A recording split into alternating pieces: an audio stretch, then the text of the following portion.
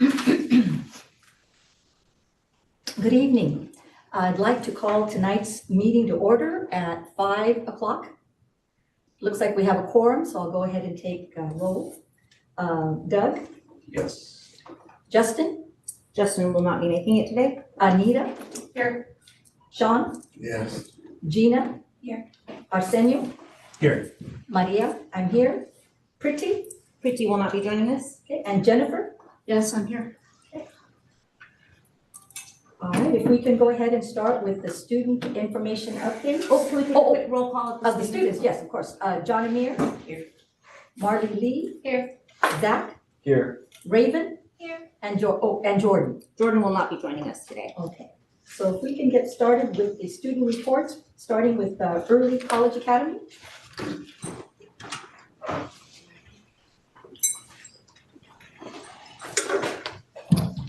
Okay, hello everybody. Happy Monday, I'm sure. All right, so I will be going over about the end of January and up to current events in February. So on January 20th through the 22nd, students had the 4-day weekend for MLK Junior Day and the NCF staff development. The leadership at ECA and PFAA worked together to plan the winter formal. This dance was held in the gym on February 8th. It was absolutely done really well by both ASB and leadership. Everyone did a really amazing job with decorations. It was well lit. The theme was Cupid's bow. It was my personal favorite dance so far out of the 4 years that I've gone to Utah Charter. We also had Kindness Week through January 27th through the 31st. So we had Chalk It Up Wednesday morning. Students wrote messages of kindness and chalk all over campus. Well, I got washed away in the rain, but that's all right. Fill their bucket. Students can write kind words about peers and place it in grade level jars to be passed around. Self-care. Students can share what they do for self-care, how they maintain their schedules at ECA, and on a post-it and stick it in the self-care poster in the LC. Take what you need. Students were able to add and take affirmations and words of encouragement on post-it notes and post it on the poster as well. That Wednesday, thank you notes and friendship bracelets.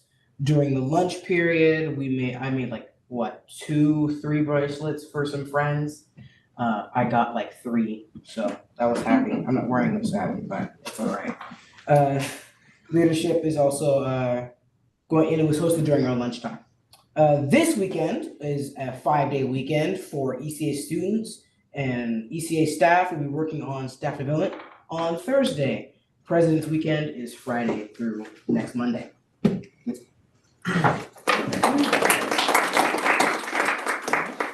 Leading Edge.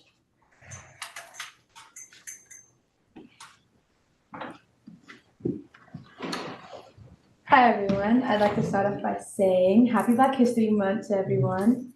And today I'll be talking about our Leading Edge Board Reports. So first, we had our second Spirit Week of the whole entire school year. On Monday, we had Sleeping Beauty. On Tuesday, we had Toy Story, Just As Your Favorite Character. Wednesday, we had Marvel vs. Disney. Then we had Mickey Mouse Clubhouse Day. And then Thursday was Royalty Day. We had a Disney rally, which consisted of lots of games, sing-along, musical chairs, and we saw who was the strongest out of 6th through 7th. And then the 8th graders, they won, but 6th and 7th had a little tussle. We also had our first annual World Culture Bowl, which was a combination of our Spanish department and also our ASB department. They had snacks, food, and culture from around the whole entire world. Lots of information that was given, and lots of people enjoyed the new foods that they got to try. And rolling into our recent events, we had our varsity basketball season starting January 17th. The boys are doing exceptional right now, 7-0. They're doing really good. And we're starting playoffs this week, so come out Tuesday, 3:30 for the girls, 4:30 for the boys. And for our 8th graders, we've been knitting blankets for kids who were heavily affected by the LA fires. BSU, between Leading Edge and PFAA, have been coordinating this very big dance performance that's going to be done on the 28th during all lunches for all academies. And then also we have Black History Month for BSU. We have a calendar for ourselves, so I'd like to name them off. You guys all have them sitting at your desks. So on the 3rd, we had a kickoff celebration. We had DJ Hustle in the amphitheater, giving the kids high, really nice and fun, good music. On February 13th, on this Thursday, we'll have Black Girl Magic Day. The 28th, we'll have middle school BSU and Leading Edge BSU with our cultural performance. March 1st, we'll have a Soulful Spotlight Expo.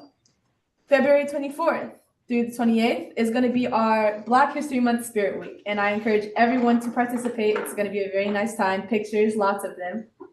On the 24th, we'll have Pajama Day. 25th, we'll have Sports Gear Day. Harlem Renaissance Day on the 26th. 27th, we'll have Cookout Day, and then until the 28th is 90s Day. With academics, we have our diagnostics that we just stopped. We had really good statistics on them. Lots of people went up in percentages, so we've been doing really good on that. Math tutoring session 3 is going well, learning lab session, and our progress reports came out January 17th. That'll be all. Great, thank you. PFAA? Okay, the MLK March was the 20th of January. BSU led this march from Sac City College in honor of MLK and his legacy. The Folsom Jazz Festival was the 25th. Vocal ensemble and vocal ensemble honors performed during this festival. Kindness Week was the 27th through the 31st. Counselors had stickers and uplifting bracelets for students as they walked into school. They also hosted chalk on Wednesday morning. Preview Day for middle school was also the 30th. Modern, ballet, and jazz performed for middle school, giving them a glimpse into our dance department. CMEA Honors Orchestra visited McClatchy High School and played their instruments with other students on the 31st. Resilience Dance Company performance was the 31st and the 1st of February. And the West Coast Visual Art exhibit was also the 31st and the 1st of February. This exhibit and gallery featured artwork from Ceramics 1 and 2 and Painting 2. Yellow Boat performances was the 5th and 6th of February, and the Linnea Theater Festival was a day after that. We took 2 duo scenes, 3 musical theater performances. I meant to write 4 monologues, and the 1-act Yellow Boat, which was student directed for their senior project. We won in all of the categories. Cupid's Bow, winter formal dance, was the 8th. This dance took place in the gym, and students they danced, ate, and made many memories. Wood Creek Jazz Festival was also the 8th. Vocal ensemble and vocal ensemble honors performed. And then the Disneyland trip is the 20th through the 23rd. The music, theater, and dance department takes on Disney for the weekend. During this trip, they take many workshops and get to perform on the Disney stage. Thank you. And PAC report by Raven.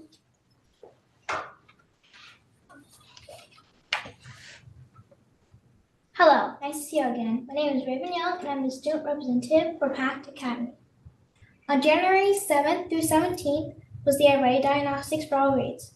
Students were nervous walking into the testing rooms, but came out as champions completing the iReady Diagnostic. Our next event was a special event party class for grades 4th through 8th. It was a 3-day class running on the days January 7th, 14th, and 28th. The class made mugs and were taught molding skills by PFAA senior Ruby Lancero, who was a former PAC student. During the party class on January 14th was a parent coffee talk on the topic, the role of assessment. The next day, January 15th, PAC students received a tour of the Sacramento City Hall. PAC 2nd through 8th graders participated in a mock city council meeting where the students were council members, and they learned about laws and legislations. Vice Mayor Talmontes talked about her role as Vice Mayor and District 3's councilman. Last year, I participated in that field trip. It was a monumental experience which gave me insight on what a council member does for her district. A few days later, on January 17th, PACT held many events, including Fun Friday Math Games with Miss Jessica, Story Time with Miss Angela in the library, and a special event, Italian culture class with Miss Alice. On January 22nd through 23rd, PACT K through 5th graders participated in a Sacramento Zoo field trip and in-person pre- and post-lessons. PFA student and former PACT student Aiden Richard taught students about animals that they would find at the zoo and made animal crafts prior to taking the students to the zoo. The next day, January 24th, students were treated to a special field trip to the Lawrence Hall of Science at UC Berkeley. There were exciting exhibits and a 3D film about dinosaurs. And last but not least, on January 27th, PACT workshops resumed. Now let's get into our ongoing events. PACT is hosting a bundt cake fundraiser from now until February 7th. PACT is also hosting a book challenge ongoing through March 1st. Students will have a chance to earn a pizza party for their grades. Now we are going to talk about our upcoming events. Tomorrow, PACT is hosting 3 events. First up is Parent Cocktail on the topic numeracy and math sits. Next will be our Chipotle fundraiser from 4 to 8 p.m. After the board meeting, I'll be handing out flyers if you would like to attend. And lastly, PACT will be hosting a family dance from 5:30 to 7 o'clock. Thank you all for listening and have a great evening, what's left of it. Nathan, I have a question. How do you access those bundt cakes? How do you purchase them? I don't know because the school hasn't really posted about it in a while, so we might have to go on the website. Great, thank you. All right, now for Star Academy, we have Dr. Wood. Yes, unfortunately, Star Academy representatives are out sick today, so pretend I'm about 35 years younger. And cute as a button. Yep. So we'll get started. I have the little speech here. I'm excited to share our school's updates for the end of January and February. First up, we had the Sly Park overnight field trip for Mr. Labella's class. Students went rock climbing indoors, hiking, learned about animals. There were live snakes that we could touch, and much more. My friends had a great time at Sly Park. Also, enrichment classes started in January. We have chess classes, Glow Girls, yoga classes, cooking classes, and many more. Mrs. Shane, our art teacher, is continuing her art enrichment class, and we even have a running club after school. Next, kindergarten classes had a bowling field trip to Capitol Bowl. Students had a great time learning how to bowl and trying to get a strike or a spare. Another important event we had was Kindness Week at Star Academy. We had kindness lists and items to check off during the week. We had a Spirit Week for Kindness Week that included Decades Day, Superhero Day, and school colors. During the week, kindergarten and TK students were celebrating the 100th day of school, and students dressed like they were 100 years old. We also had a book tasting in the library to help us find new tastes in books such as nonfiction, fiction, sports books, and many more. Mr. Strasser, our librarian, was dressed like a chef from Italy all week. It was a delicious experience. My favorite taste was mystery. It tasted like suspense. In art class, we're making Lunar New Year projects. In 5th grade, our project is learning a Chinese symbol for peace, luck, courage, or other positive words for the new year. We're decorating these symbols and we will be displaying them soon. Last week, we had Global School Play Day. This is a day where students get to bring toys, games, and items from home to use at school. We also had a pajama day so we could have fun and be comfortable. In our class, no one was absent that day, probably because it's such a fun day at school. Lastly, we had Sweetheart Family Dance on Friday. We had some great free food, including chocolate, goldfish crackers, soda, cupcakes, and more. It was nice to dance with parents and friends, and the gym was decorated with lights and signs that were positive. We also had a DJ and a photo booth. Thank you for listening to my Star Academy update. I hope you have a wonderful evening and a great Valentine's Day. All right, I'd like to turn the meeting back over to our president, board president Jennifer Moore. Item D. I want to give a warm hold on. Thank you, Steve. You're on D. There you go. She's showing me. Oh, sorry. Thank you. Hearing of There the- you go. Thank you. All right. Hearing of the public for items on the closed session agenda. Nothing received with me. Okay. At this point, we will adjourn to closed session to consider and/or take action upon any of the following public employee performance evaluation pursuant to Government Code 54954.2. Administrative representatives Dr. Joe Wood and Jane Shamiya. Executive Director Evaluation and Employment. We will adjourn to closed session at 5:15.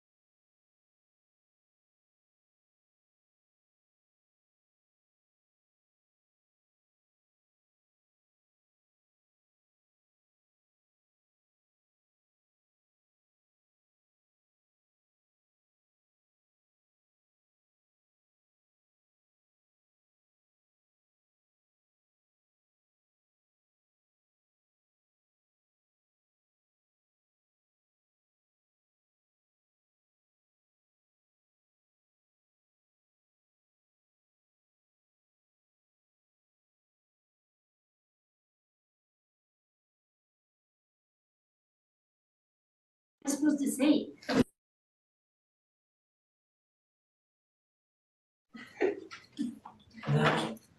Part two.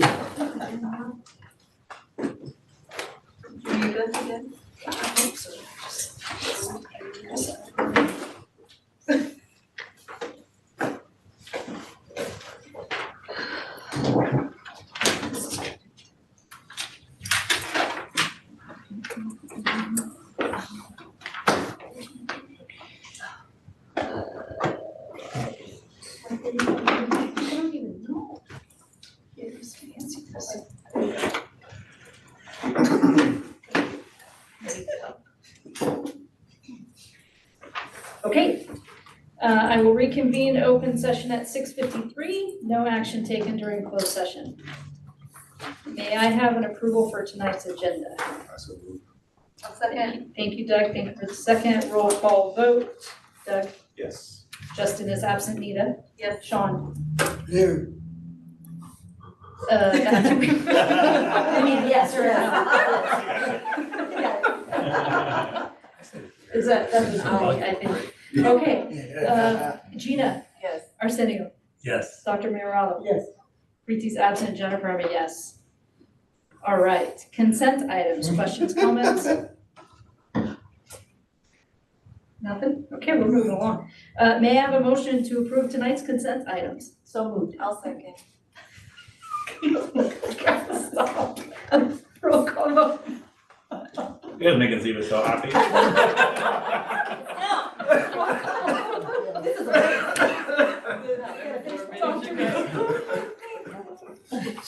She gave a few of us coffee, that was a mistake. Dr. Mayorallo, roll call vote. Yes. Sean? Yes. Gina? Yes. Doug? Yes. Jennifer, I mean, yes. Nita? Yes. Arsenio? Yes. Okay. All right, Petra with our 2025-26 comprehensive school safety plan. All right.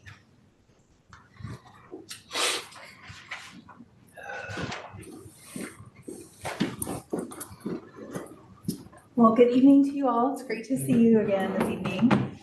So in front of you, you should have the updated comprehensive site safety plan. What you'll see is just a lot of, it's very messy. So there's lots of red. So there's strike throughs. You don't have a there's- printout. Oh, I was You're fine. just testing. Sounds great. It's digital. Digital, yep. It's digitally, you have a copy of it. So what you'll see is just some updates in terms of like members of our school site safety team, changes in dates, some grammatical errors that we found along the way. This plan was written in collaboration with each of our academy site safety teams. And so you can see the members at the top of the plan. And what you'll notice is that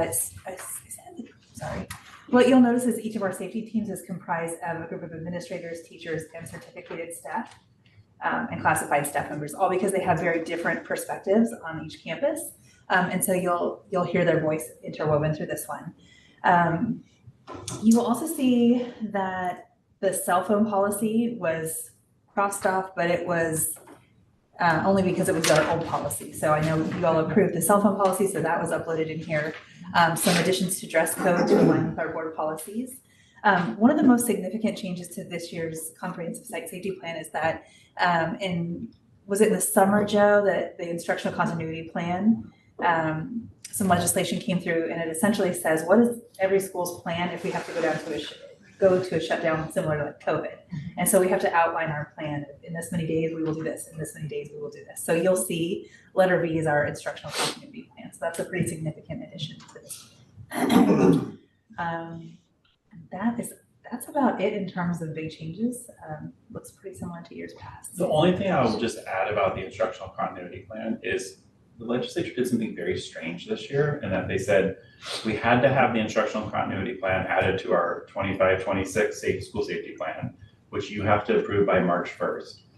However, the California Department of Education is required to provide us guidance on what should be in the instructional continuity plan after March 1st. So Petra and the Laura did a really great job of kind of taking a best guess stab at what we think is going to be required for the instructional continuity plan based on what was written into legislation. There is the possibility, once CD posts their guidance, that we look at it and go, oh, actually, we need these components in as well, that we might bring the safety plan back to you again for another adoption. But we wanted to make sure we hit there's a legally required March 1st deadline. And so we have it here, but you could see it coming back depending on what CD decides to put out.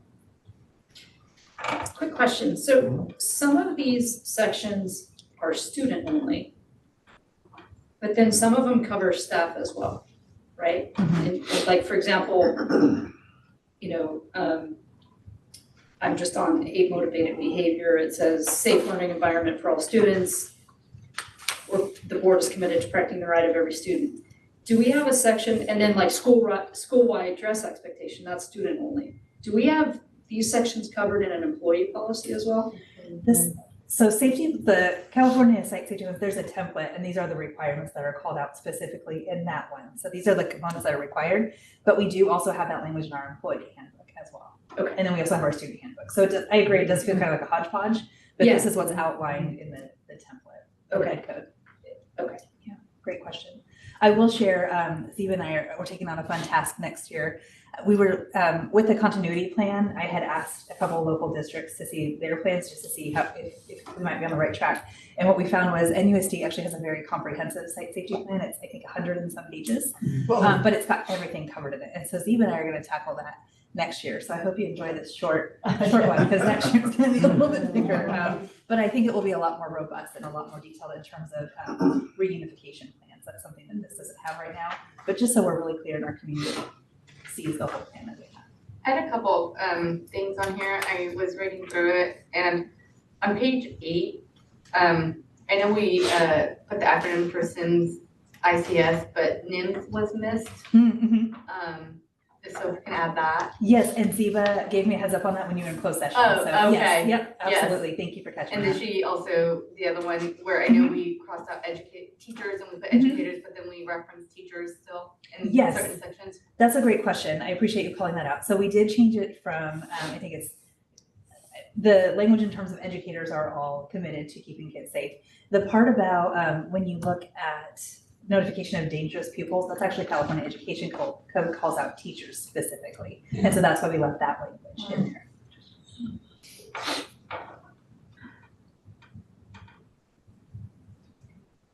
Question. Yes, sir. Yeah, on the school-wide dress expectation, F, I'm wondering on the new language on apparel, jewelry, that line at the top of page 13. Where do we see this? This is new text. Where do we see this coming up, and what do we use to evaluate whether or not it's like gang related? Like, how do you tell with like a jewelry or a tattoo or virtue of colors? I'm a little bit old school, so I remember those days where you could flag some of that. But I'm wondering, like, where have we seen this come up to add it, and how are we? What are we using to sort of help us prohibit that? And I'll share the new language in here that just was missing, and so that is just pulled from our board policy. Oh. But I would actually ask Dr. Wood, because I wasn't here when the dress code policy was developed. How was that part? I mean, we did, so a couple things. There is some education code that requires us to actually call this out within our dress code or dress expectations policy. We actually did sort of a collaborative redevelop of our dress expectation policy. We had some feedback from students that we needed to make some changes, and so we made some changes and made it a little bit more gender neutral. In terms of like what specific guidance we use, it's not like there's like a handbook of latest gang signs, right? So what we do as a result is we actually work with local law enforcement and our school resource officer. And so based on what I've seen over the past 13 years working here is typically they'll let us know, like they'll send out a communication that's like, hey, if you see, I don't know, this particular haircut or this particular style of clothing is associated with this particular gang, please be on the lookout for it. I feel like I need to knock on wood before I say this. It's never been a huge issue here at H.R. Charter School. But certainly, whenever we've had a question or like we've suspected something might be gang affiliated, we'll also reach out to our school resource officer team and just sort of like, hey, what is this? We think this might be something. What does it mean? Thank you. Thanks.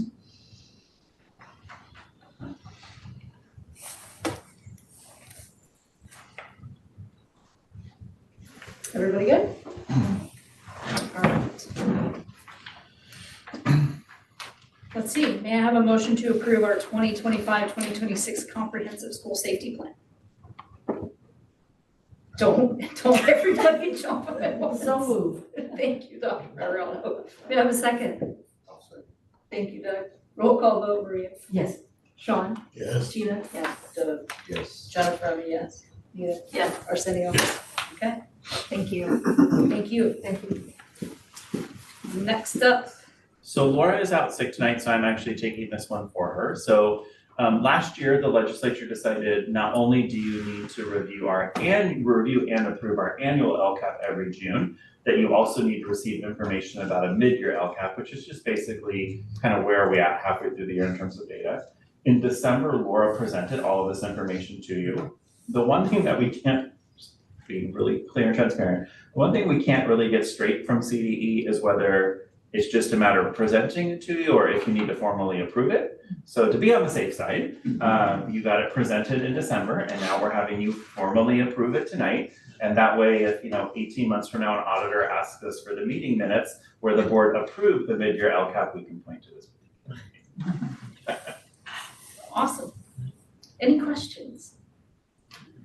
All right, may I have a motion to approve the LCAP mid-year? Oh my goodness, I assume you guys are on it now. May I have a second? I'll second. Thank you, Nita. Roll call vote, Arsenio? Yes. Nita? Yes. Jennifer? Yes. Doug? Yes. Gina? Yes. Sean? Yes. Dr. Maravalo? Yes. Okay. Next up, oh goody.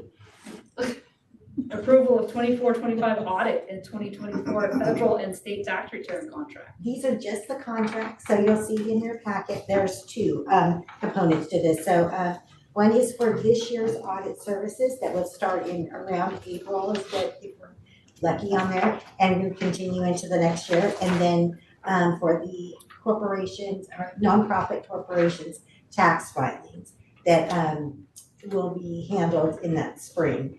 So in your packet, there's two contracts, very lengthy contracts, but in a nutshell, the audit services are $37,500 and tax filings, it's $4,000. So they really, with all the compliance, this year they didn't really have to increase the rates. Last year, we saw a substantial increase because of the compliance that they had to add to our audit. All right. Anita, do you also want to speak to the booklet that came later than the last meeting, the audit? Okay, so letter? in January, Yes. I presented our audit. You guys have a PDF copy. This is the hardbound copies for your for your records if you'd like them. If you don't want them, we can recycle them. But those came from the auditors after the board meeting in January. So we're used to handing those out to you guys. Thank you. Any questions, comments? Okay. All right, may I have approval may I have a motion to approve the 2024-25 audit and 2024 federal and state tax return contracts?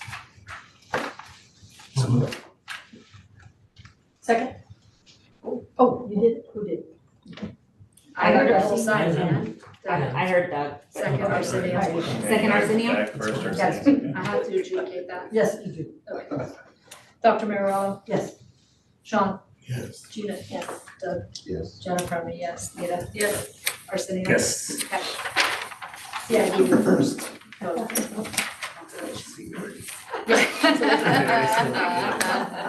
All right, and now we have the approval of the student resident teacher intern job description. So this particular one is we have never had a student resident teacher intern job description that is a paid position. So as part of attracting and retaining staff, some of our classified staff are going interning into these programs as well. And we have one person that is going to be a resident teacher this second semester or so.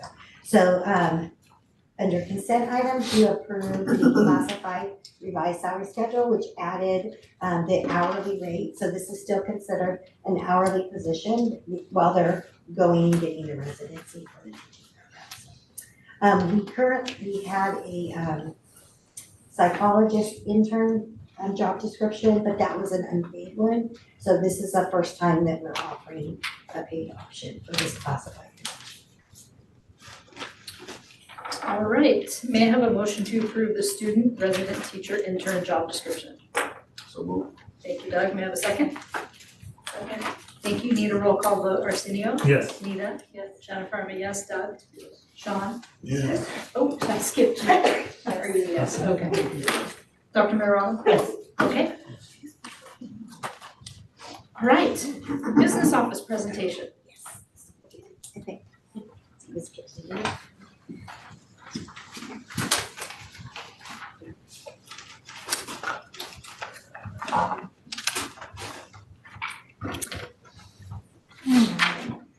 So this is our annual, that's a budget. Budget one. That'll be next, right? The budget update? Yes. All right, so this is our annual business office update here. So our theme, school-wide theme is all are welcome, and we really tried to embrace that this year during the department. See if you go to the next slide here. So before I get started, this is just a reminder of all the miscellaneous areas that we cover and stuff too. So with charter schools, we have smaller staff, so we're kind of a jack of all trades, and a lot of people are multitasking in different areas here. And so I realized when we moved to the other building that we haven't taken a group picture, so this is last year's picture. But I did want to highlight that I'm happy to report it's been about a few years that everybody in my department except for one person was new. So we are going on our third year for most of the team. So I'm so happy on that piece as well. So if you go to the next slide, this is our team here. So in the top corner, Kiwana's been at some of our board meetings. She's going on her third year. And we have Karen, who's a budget specialist, and Felicia, both of them are going on the third year, as well as Joseph is our payroll person. So I'd love to get them here for one of the updates. You can meet them and things like that. Rolina, though, is our senior person. She's going on 6 years. And is going on her third year as well, too. So if you are in central services, we are in that open section. If you guys could come by and put a name with a face and stuff and say hello, they'd love it. There. So I have to refer to my copy because it's so tiny here. So some of our achievements that we have. So we relocated to the Advantage Way building and still able to meet our deadlines. So one thing that was nice, it was kind of tagged on right before spring break, but literally we were down for maybe one day. They were able to, they really prepared for the boxing and preparing. Once we got in there, they were just like lightning bolts, just putting things away, getting things done. So it was really nice that we could meet all our deadlines and everything. So I was very proud of that. Also, this year we've started a new substitute open house, and it's the second Thursday of every month. From 2 to 3, we welcome any new substitutes to come in, meet with Human Resources Payroll. We train them on the different systems. We're available to ask their questions, kind of like a mini training thing. And so it's been really great. We've had some turnouts. They only show up if they have questions or if they're brand new, especially if they're having trouble with the time and attendance system or absence management system, trouble with logins, emails, things like that. So it's been working out really great. This year's health and welfare open enrollment went really smoothly compared to the prior year. It was all 100% online and it worked out really great. We've also established a health and welfare committee to review other medical plan options for insurance. We processed close to 500 purchase orders. So our board policy is that everything should be bought through the purchase order process, but we do a lot of reimbursements here as well and stuff too. So this is an increase over prior year because we should be going through the purchase order process.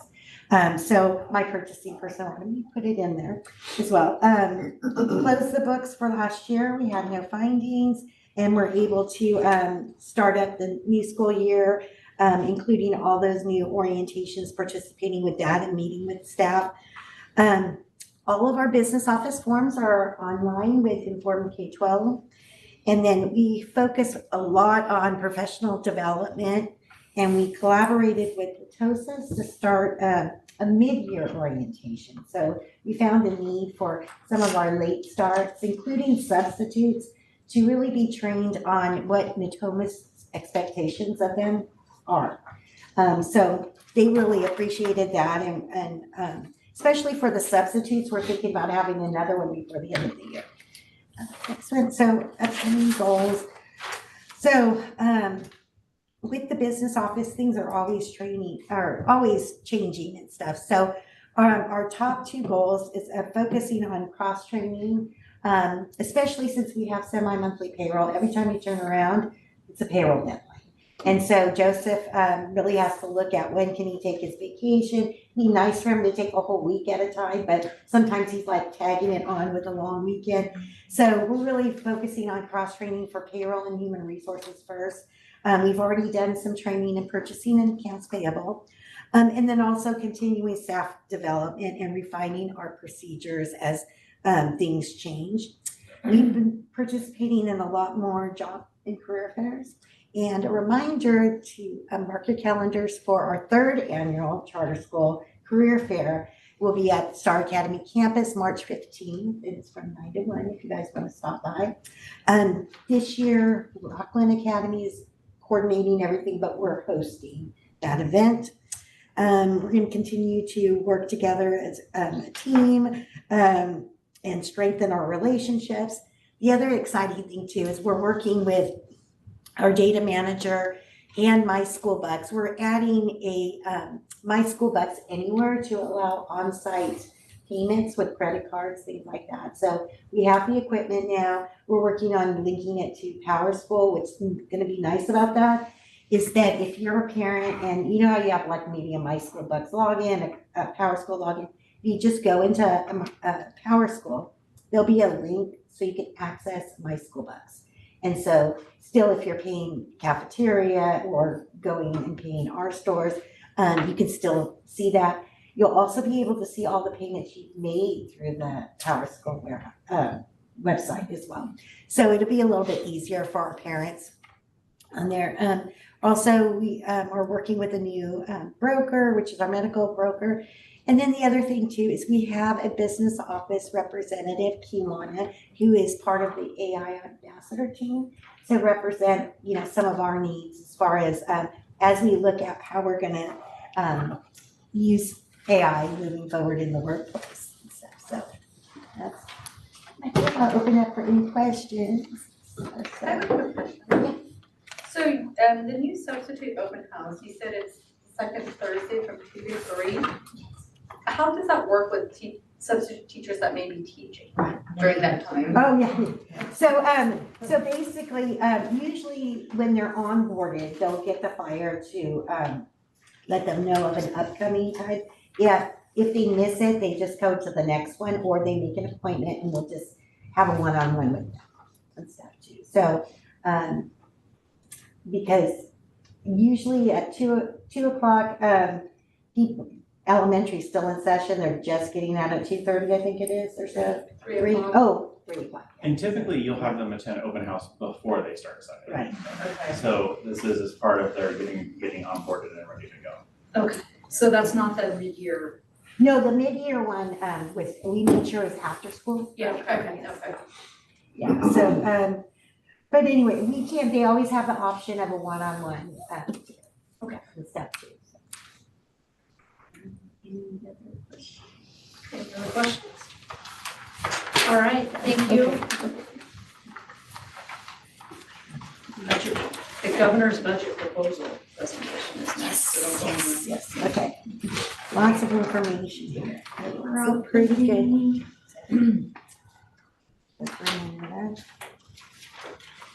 I'm probably gonna have to refer to my readers here. All right, so we attended this year's school services January workshop. It was on our PD day. So Joe sent me while he was presenting the PD day on there. And it's the one that they do in person, I guess, that they don't have an online option for. So I attended that. And overall, this budget is pretty good, but there's a lot of unknowns. So as a summary for the governor's budget and the economy, California economy continues to grow, but there's mixed signals down the road. So inflation continues to be persistent. Slowing of the interest rate reductions by the Federal Reserve is impacting also our housing market. And with increased economic uncertainty, there are notable risks in the governor's proposed budget based on his economic forecasts. But he is projecting that we are getting $17 billion surplus and healthy reserves, so that's good. Mainly money that there is extra money, I should say, in 24-25 coming in. 24-25, that's this year, coming in that is driving some of the budget for next year's projections. So that's important to remember as well. He's proposing a balanced budget and assumes that we're going to have a stable national growth. One of the risks to the budget that we have to keep an eye on is if there's going to be any impact on regarding tariffs or the immigration policy as well. Yeah. And I'll speak to another one. I don't know if you had it in your two bush graph, but this budget was announced before the LA wildfire. Yes, that's in another one. That's another headline. So that is, okay. So looking at Proposition 98, this is because of the extra revenues that are coming in for this year, that pot has grown. The state is able to stay within their spending limits, and with Prop 98, they're able to fully fund the COLA that they're proposing, which is 2.43%, as well as having money left over for some one-time funds, which will be going over, but they are significant one-time funds as well. So, Ziba, if you want to go to the next one on that piece. So one thing, because of the Prop 98 budget, I wanted to show you this one slide because for TK-12 spending, out of the whole pie chart there, the majority of the money for 25-26 is going towards ongoing funds. However, you can see that there's a big chunk of one-time monies and stuff. So that is another strategy that the governor is using for this excess money that's been coming in and his future projections in case something is off in his projections. So one-time funds could be reallocated or dropped in future budgets as well. And then compared to community college spending, you can see that their one-time funds is a little less than K-12. But it's kind of good representative to see that there is a lot of one-time money there. If that money continues to be proven as an ongoing revenue stream, that will be really great for schools. For the more budget highlights, there is a lot of interesting and new proposals. The first two things I wanted to talk about was the reserve. So the regular Prop 2 Public School System Stability account, that one, they drained the money based on 24-25's LCFF. They had to use those reserves. Now, based on this budget, they're thinking they can do a deposit for this year and for next year. So starting to build those reserves, as well as the Public School Stability account, making deposits into those reserves. So that's good because with this budget, they were fully drained. And he also used one-time money to fund our COLA for this year. For Prop 28, the arts and music, and that's a voter initiative, and that's continuing on. new is student support and professional development discretionary block grant. And one thing that I wanted to mention about that, it's a big chunk of money. Statewide, it's $1.8 billion that we could spend through June 2029. But it also is for professional development on literacy and mathematics, teacher recruitment, CTE pathways, and dual enrollment. But it is also clear that the money can be used to address rising costs as well as other statewide priorities. So that is going to be our most flexible one-time money pot that if we get it next year on that piece. There's also money for literacy and math coaches. So $250 million statewide for math coaches, $235 million for literacy coaches, $15 million for training those coaches. And a school can opt out of participating in these one-time monies, but we would have to report that to CDE by September 2025. Otherwise, if we accept the monies and do the plans and reporting like we're supposed to, we have until June 30th, 2029 to spend that money. We're also getting literacy screening money. It's $40 million statewide, which results to about $7,000 for us, specifically for professional development for the new screening systems that we'll need to put in place next year for TK through second grade as well. Teacher recruitment, they're still putting in more money to get for teaching recruitment programs such as classified scholarships for internship programs. Universal TK, this one is exciting. So this one, we're basically in next year, we're supposed to be at full speed ahead with this. Ratios are going down to 10 to 1 as far as student to teacher ratios. And in order to help fund that, this year's budget, they doubled the add-on that we get. So we were getting about $3,100 per TK average daily attendance. It's going up to about $6,400, which we'll see in a future slide. So that will help out. ELOP changes. So with that, good news for the schools that are in priority one. So priority one group, before you had to have a 70% or higher to be in that group, and you got a large amount of money, like almost $2,600 per student for the ELOP program. And then whatever was left over, where you were in the tier two group, which was us, less than that. This proposed budget lowers that 70% threshold down to 55%. So like Natomas Unified, that's in the 60s and stuff, they will now be they're going into this tier one group. So there's going to be more money used for tier one, which is going to lower our tier two, unfortunately.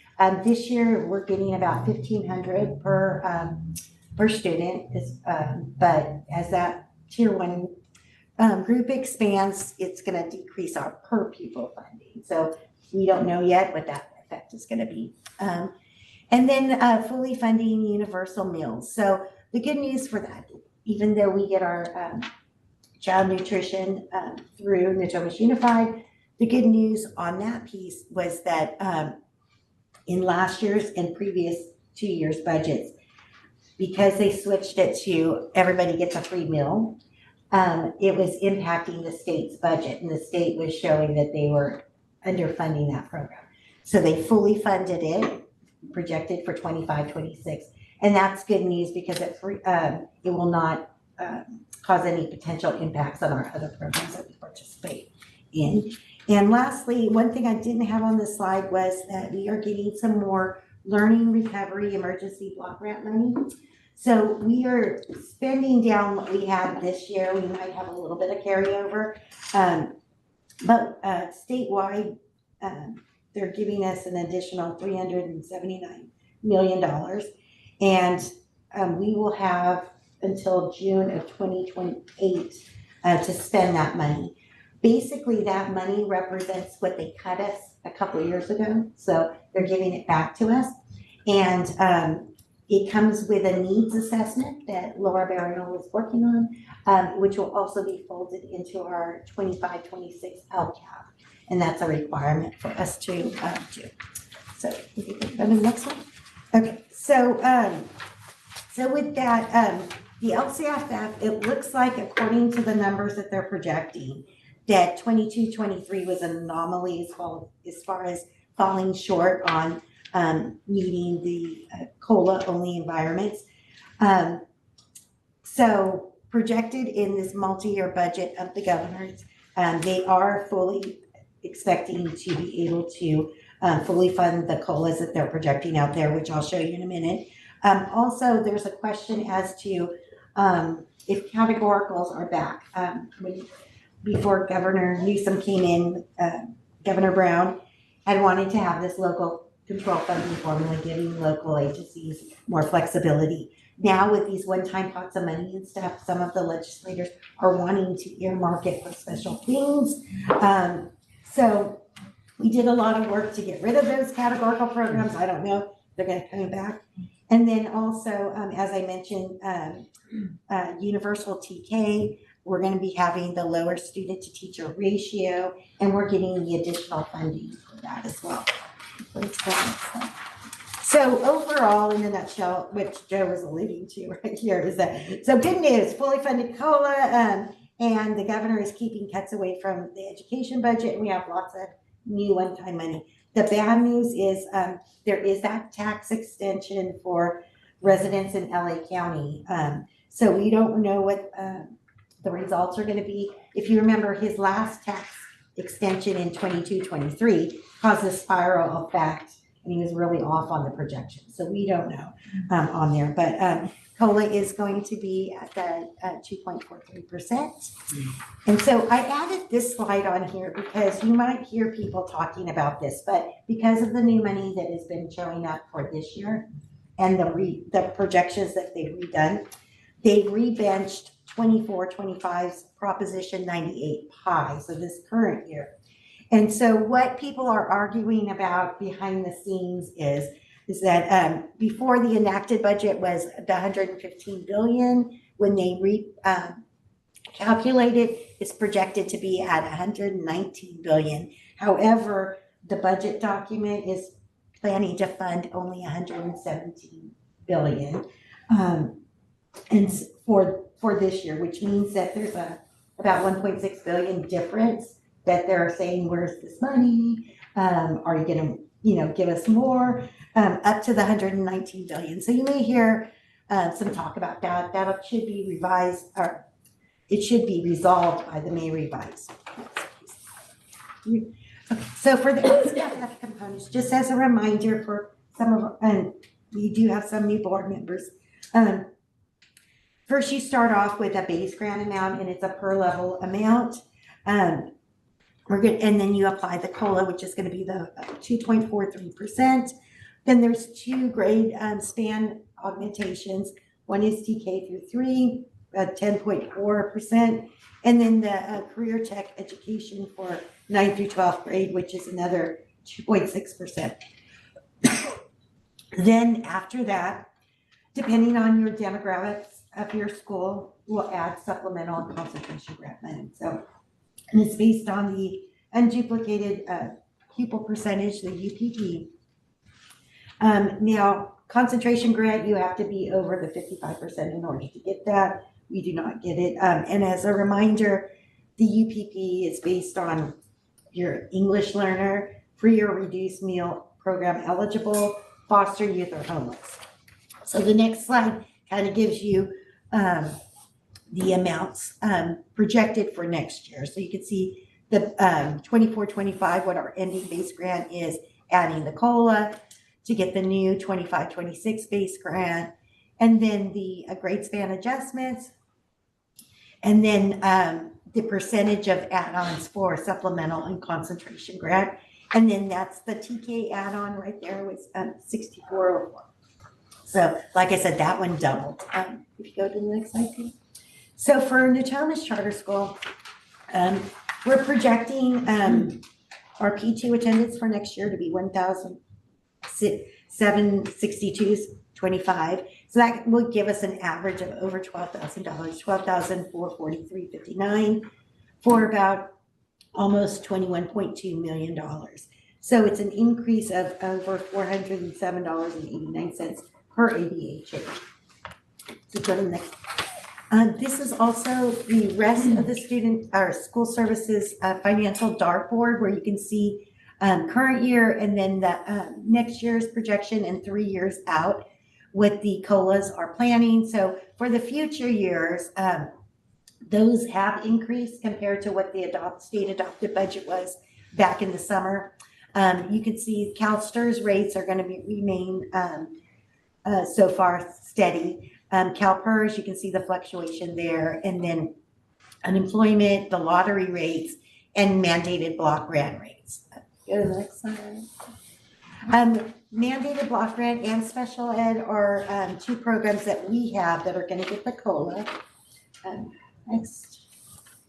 Okay, so for pension costs, as I mentioned, CalSTRS projected to be flat, no increases, and then you can see the increase for next year. CalPERS is about 1%, and then actually it will go up it's projected to decrease in that last year that I have listed by a 0.3. I don't know why. And then the year after that, which is not on this chart, it goes back up again a large amount. And so I have a slide for the multi-year projection that kind of gives you an idea of what that is, which is right here. Okay, so this slide, you can see this is this year. So based on new money coming in, a side-by-side comparison of the revenues with the supplemental concentration grant growth dollars, and then estimated, and this is statewide averages for COLA, CalPERS increases, inflation. And then also we never know what the special ed costs are going to be.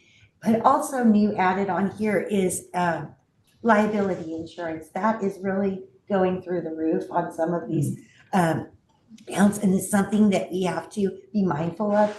And for our JPA, it is also looking at the cyber insurance. So that's why we've been doing all those plans and everything. Projected for next year, you can see we are getting more money than what we got coming in for this year. But there's still a large gap between new monies coming in and what we're projecting to go out. Again, the white section for special ed contributions, you don't know until the students show up. Then projected for 26, 27, and 27, 28, you can see that those gaps are now narrowing. And that's for the higher COLAs that they're increasing for the future years, which is great news for us. If you go. And so next steps here, they're going to be going through their state budget committees and having hearings. We're projecting to have the May revised by May 15th. We'll go to the workshop on May 21st. And then the state final budget deal needs to be done by June 30th. Be able to answer questions. Question?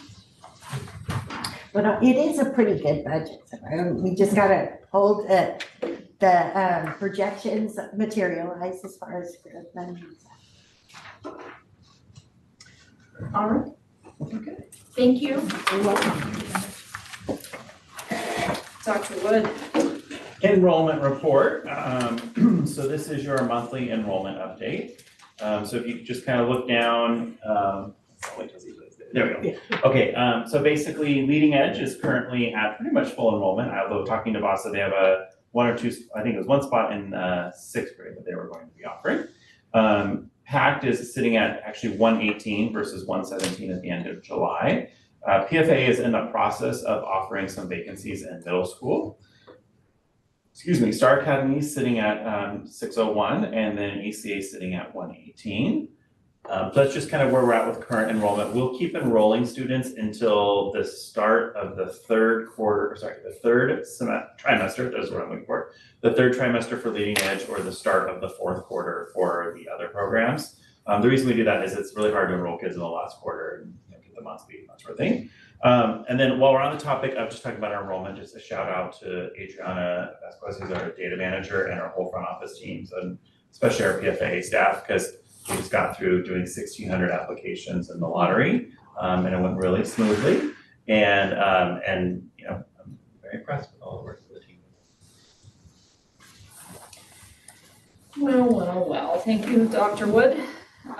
Number 4, 700 form reminder, I think we all know. Really. Oh wait, did you wanna talk? Last month, I put the conflict of interest form 700 packets at your tables. So you have received them. Just remember, they're due by the end of March. Please do it on time. In March, she might be calling you out by name in the meeting, so. I show up on your porch. All right, hearing of the public for items not on the agenda. Nothing received with me. Let me check online, please. Oh, we're all good. All right, hearing of the public for items on the agenda. Nothing received with me and no one online. Executive Director comments, Dr. Wood. Just a couple quick highlight. We are in the middle of Black History Month. Make sure you take a look at the poster that the students left you earlier. And we have some really awesome events that the kids are organizing and doing this month on campus. March 8th, we are co-hosting the LGBTQIA+ Pride Conference with the John Mitchell Unified School District. It'll be here on our campus. There's lots of leading edge games and PFA performances going on, from Susicle to Hairspray to dances to basketball games, so make sure you're checking those out. And as Zach mentioned earlier, we have a group of PFA students, and I'm going as a chaperone. I'm headed down to Disneyland, not this coming weekend, but are you gonna be there too? Oh, we'll see you there. So there'll be a lot of us going down to support all the kids. I don't even know, I lost count of how many kids are going. It's kind of an insane number. And then I don't know if you picked up from Zach's presentation, but this weekend was the Linnea Theater Festival, which is a huge West Coast theater festival that we're actually fortunate to have right here in Folsom. And our kids did exceptionally well. Our production of Yellow Boat scored gold, which is nice, and it scored gold for overall production. It was student directed, so the student director got a gold award, and the stage and tech crew got a gold award for all of their staging. So the kids did a really great job and made us proud. Great. All right. Board Director comments. I do have one thing. In past meetings, we've kind of talked about the Black Rock campus and the traffic flow and all that. Have we thought about possibly doing that at Star Academy as well? Tell me more, like stripes on the grounds, or? I don't know, actually. I have a child that goes there, and we've been there for many years now, and I just feel it's not very safe. I don't know the solution, but one thing that just comes to mind, because obviously you drop us here and then we kind of head over to Star and just kind of seeing the differences. One thing I do really like about our campus here is we do have those raised sidewalks to cross, where I know Star doesn't, if you really look at the flow of traffic there, the way you come into the parking lot, and if you're dropping kids off, you're just kind of people are just kind of weaving in and out, and there's no designated crosswalk essentially. And I don't know how that, I don't know if that's the solution, or, but possibly looking at, there's been a lot of close calls that I've personally seen where, you'll just see a kid pop out of, and I know there's been a lot of reminders that go out from the principals and stuff of, not dropping your kids off in the parking lots and not walking through the cars, and, I know you. But it just keeps happening, and I don't know the solution for it, but I just feel like one day I don't know, it's just, I see it's getting worse. Is it in the drive-through line or more in the parking lot area? The parking lot. Yeah, okay. It's the parking lot, I would say.